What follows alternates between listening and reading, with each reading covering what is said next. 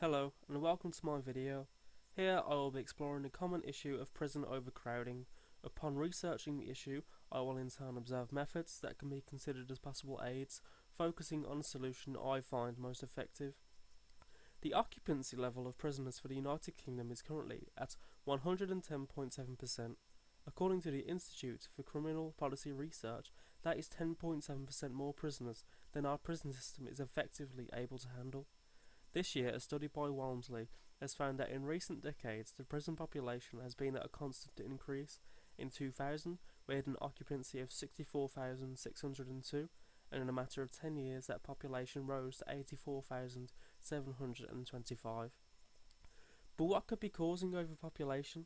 There are numerous causes, and Chin has found that these include high recidivism rates, harsher penalties for certain types of offences, and new criminal offences often introduced. Now, why is this an issue? A study by Chandler in 2015 has found that effects of overpopulation in prisons include increased risk of violence and prison riots.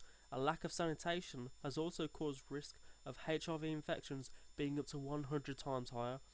In some cases, according to the United Nations, the overcrowding causes a lack of facilities so great that prisoners are forced to sleep in shifts, share beds, or even tie themselves to window bars in order to sleep while standing.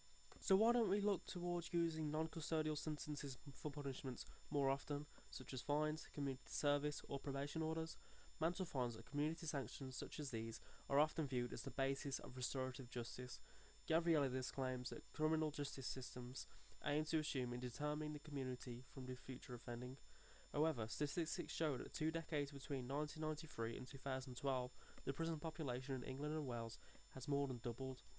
As overcrowding has remained such a constant and growing issue, is it time for a new method of justice? Those who have served 12 months or less in a custodial sentence have 59% likelihood of reoffending, so clearly there is still a high number of reoffending under the current use of incarceration. There is, however, a stronger method of reducing reoffending: restorative justice. As Sullivan found, those who receive restorative justice treatment are found to be 12% less likely to reoffend than those who have not received treatment. In order to use restorative justice in more cases as a means to combat overcrowding, Barton states we will need to be completely just and reasonable in considering what crimes deserve each response. The Ministry of Justice gives evidence to support that this role would be best suited for magistrates and judges, as it is already their duty to be just and reasonable in their sentencing.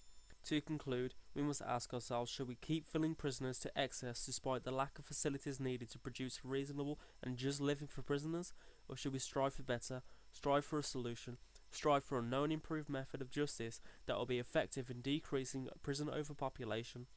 Restorative justice. Thank you for your time and interest.